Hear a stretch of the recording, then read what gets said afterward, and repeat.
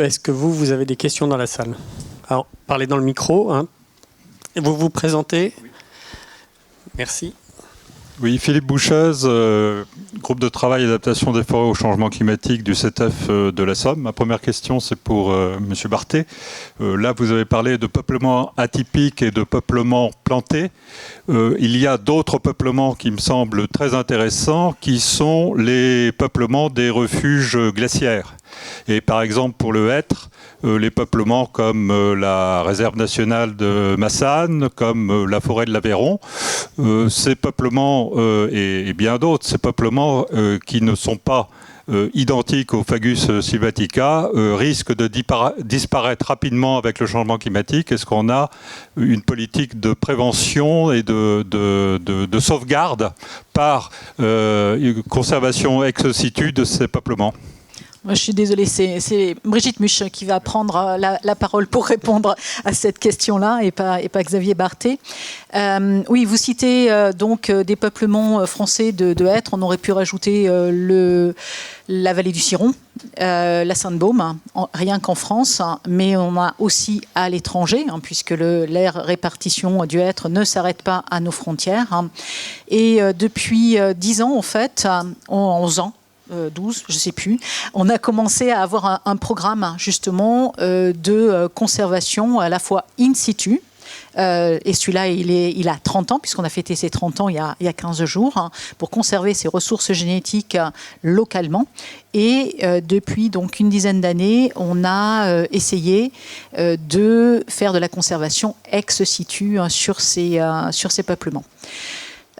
Et pour compléter, ça ne nous a pas échappé que sur les fiches des assises, et en particulier la fiche 2.9, il y a un volet qui correspond à la conservation de ressources génétiques méridionales et qui va être financé pour part donc par les ministères suite aux assises. Donc oui, il y a des choses qui sont faites et pas aussi sur nos ressources génétiques méridionales.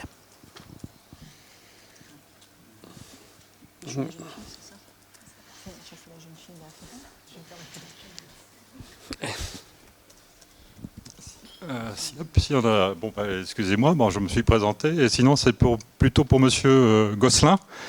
Vous avez mis la migration dans la fonction transformée. Pensez-vous pas que la migration assistée, au sens de faire migrer des essences qui pourraient arriver naturellement si on leur en laissait le temps, et en particulier dans un contexte que je connais bien, puisque celui sur lequel je travaille, c'est les Hauts-de-France, mais on peut l'étendre à la Normandie et on peut l'étendre à la Bretagne, ne serait pas à mettre dans le volet ajusté, dans la mesure où si on pratique dès maintenant, et on a quand même des preuves de concept que ça peut marcher, que par exemple pour le chêne thermophile, on peut, en plantant dès maintenant, obtenir au moment où on risque d'en avoir besoin un effet de fondation qui pourrait pallier au dépérissement des peuplements locaux. Peut-être que tu peux aussi répondre, mais moi je dirais que ça dépend du point de vue quand même. En fait, on va lui laisser le micro à Brigitte. Oui, désolée. Oui, en fait, oui, on a des exemples d'ores et déjà de migration assistée. Alors, migration assistée, on peut l'avoir à deux niveaux. Le flux de gènes, ce qui est appelé, on va rentrer un peu dans du jargon, mais du flux de gènes assisté, c'est ce que vous exprimiez un petit peu avec les provenances méridionales, pour une même espèce et que l'on va faire migrer. Et ça, pour part, dans les conseils d'utilisation, il y a des possibilités, d'ores et déjà, de pouvoir utiliser des provenances plus méridionales. Et puis, il y a aussi l'utilisation de chênes plus thermophiles. On pense tout de suite aux chênes pubescents, mais aussi à des chênes qui se trouvent dans le sud de l'Europe, du complexe des chênes blancs. Et en effet, c'est un des leviers, en tout cas à l'ONF, que l'on veut actionner et qu'on veut actionner le mieux possible, en faisant attention aussi aux flux de gènes qui pourront se faire. On sait que ces flux de gènes vont augmenter la diversité de l'ensemble, mais ils peuvent avoir aussi des conséquences sur les ressources génétiques locales. Et on est en train de discuter d'un montage là, de projets justement avec la Belgique, l'Allemagne et les Pays-Bas sur ce sujet exactement, avec l'introduction de petites cellules dans des parcelles en apportant de la diversité en termes de provenance et en termes d'espèces.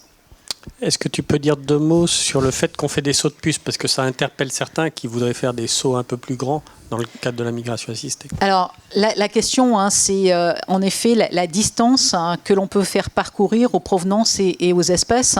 Le souci que l'on a, c'est qu'il faut qu'elles répondent aux conditions de maintenant et aux conditions futures. Et ça, c'est super compliqué. C'est-à-dire qu'il ne faut pas qu'elle gèle, pour dire les choses simplement, et il faut qu'elle supporte la sécheresse que l'on va avoir, qu'on commence à avoir, mais qu'on aura encore plus, et des températures encore plus fortes.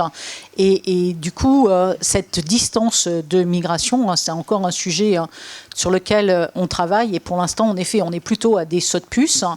En expérimentation, on s'autorise des sauts de plus de... pour prendre des chaînes de plus de 2000 km, et on le fait par exemple dans les îlots d'avenir, Shenzhen, où on est allé chercher des provenances en Andalousie et qu'on a installé en Bourgogne par exemple. Mais là, c'est l'expérimentation. Mais c'est l'expérimentation et il faut faire attention. Il y a... Cédric avait... Pour reprendre les termes de votre question, je pense que du coup, si on est en saut de puce, on serait plutôt dans la catégorie jaune systémique, je pense, puisqu'on est en continuum. Et par contre, quand on s'autorise des sauts de grande distance, on est plutôt en transformateur, probablement, et avec aussi des problèmes de réglementation qui sont associés, qu'on avait mentionnés dans l'aspect transformateur, qui sont associés, quoi. Cédric, c'est pour qui la question? C'est pour Brigitte ou non? C'est une question pour qui souhaitera y répondre. Je ne sais pas si ça fonctionne, oui. On voit qu'il y a pas mal de projets là, qui sont en cours de développement. Il y a de nouvelles réponses qui devraient arriver, en tous les cas de nouveaux résultats qui devraient arriver.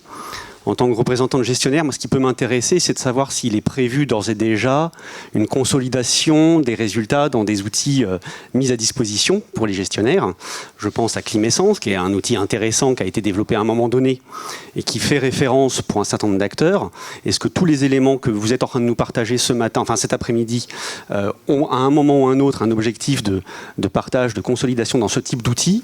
Il y a d'autres outils, les catalogues de stations, certains... Voilà. Ça m'intéresse de voir un petit peu s'il y a un moment où est-ce que ce sera le rôle du RMT à force. Est-ce qu'à un moment, tous les acteurs qui partagent ces réflexions envisagent de faire converger cette donnée pour les gestionnaires et les propriétaires dans un outil centralisé? Oui. Et comment, avec quels moyens? Non, mais c'est extrêmement important. C'est-à-dire que c'est tout l'intérêt du réseau du RMT à force.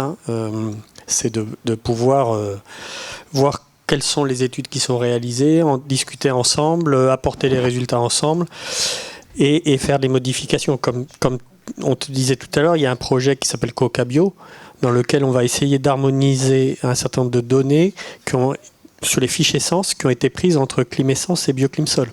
2 outils d'aide à la décision.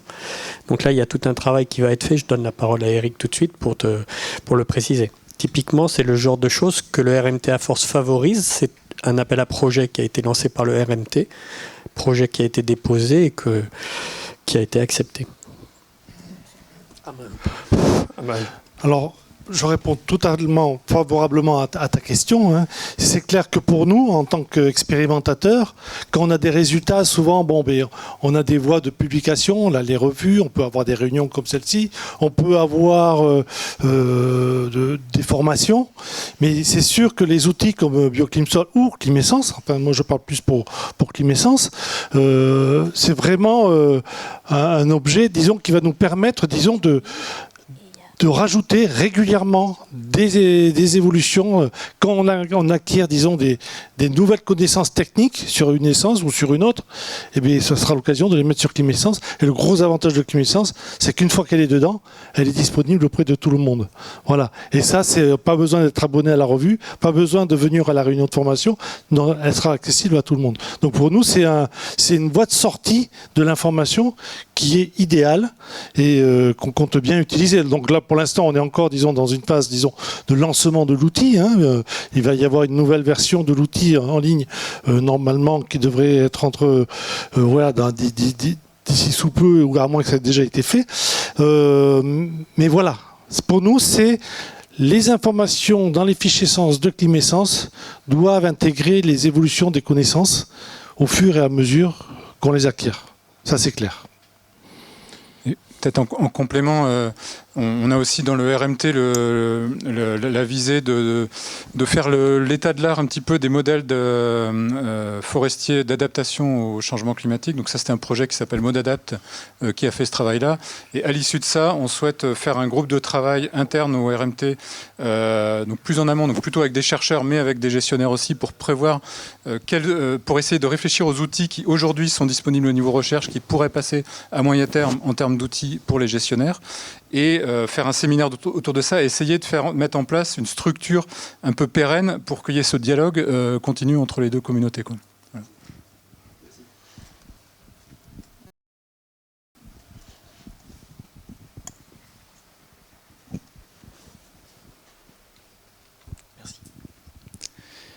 Une question pour Valentin et Xavier, derrière moi.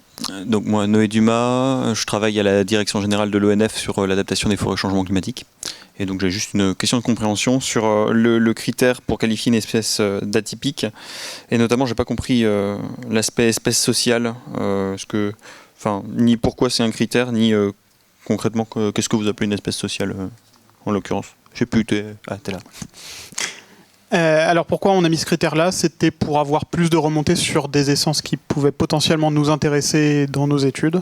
Et le critère, je n'étais pas là au moment où ça a été défini, mais ça a été fait par les différents adjoints de chaque direction territoriale, la liste. Si Xavier, tu peux compléter ou non? Oui, non, en fait, on voulait effectivement derrière avoir un intérêt pour la gestion.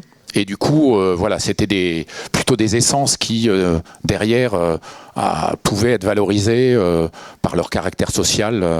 Voilà.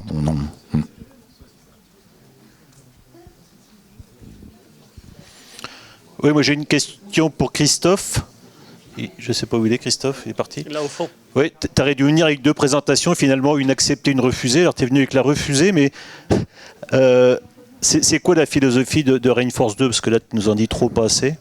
Alors, Rainforce 2, on a toute une partie de Rainforce 2 qui est sur la valorisation de l'existant, donc notamment avec des outils numériques sur les peuplements, sur les arboretums les plus intéressants et du monitoring un petit peu intensif. Et ensuite, on a toute une phase sur l'installation de nouveaux essais. Alors on en installera moins, on est plutôt parti sur une 30aine au lieu d'une 40aine là, comme on avait. Et des essais de la même taille avec moins d'espèces, c'est-à-dire qu'a priori on partirait sur 20 espèces, mais plus d'individus et plus de provenance éventuellement sur tous les sites. C'est-à-dire qu'on va éviter d'aller tuer de l'épicéa par exemple au Portugal, on sait qu'il va mourir. Donc on va peut-être faire quelque chose d'un peu plus intelligent, un peu plus glissant. Voilà. Donc la philosophie, ça va être la valorisation des acquis, du monitoring sur ce qui est en place qui marche bien, et l'installation de nouveaux sites par rapport à des questions qu'on aura identifiées. Le travail est en cours. Donc là, officiellement, le projet démarrera début mai 2024. Et on devra installer les dispositifs style fin 2025. Quoi. Voilà. Le secteur géographique, alors, il est dicté par l'appel à programme, par l'appel à projet, c'est-à-dire c'est l'espace Interreg. Sauf qu'on a aussi pris des contacts avec le Maroc. En fait, on va travailler avec les écoles forestières du Maroc pour pouvoir un petit peu aller chercher de la ressource très au sud. Et on a un nouveau partenariat avec l'Irlande, puisque l'Angleterre est sortie de l'Europe. Donc du coup, les Anglais seront là sur leur fonds propres. Et donc du coup, on va installer des dispositifs essentiellement et on a les Andalous qui sont avec nous aussi, parce qu'on voulait vraiment aller tirer sur des climats plus chauds, comme vous avez vu. Donc en fait, on va tirer du nord de l'Irlande jusqu'au sud de l'Andalousie. Oui, Erwin Ulrich, ONF, c'était juste pour clarifier, parce que j'ai cru comprendre que plusieurs personnes se demandaient qu'est-ce que c'est une essence sociale et asociale à l'opposé. Ce sont des expressions qu'on utilise beaucoup entre forestiers. Une essence asociale, c'est une essence qui peut former des peuplements entiers, par exemple le chêne, et une essence asociale, par exemple des fruitiers, des érables, etc., dont on pense qu'ils ne peuvent pas former des peuplements entiers, en tout cas pas utiles à une production ou à une vie à un long terme. C'est sûr que ces expressions sont un peu malheureuses, hein, parce que de dire d'une essence qu'elle est asociale, c'est un peu malheureux, mais bon, c'est comme ça.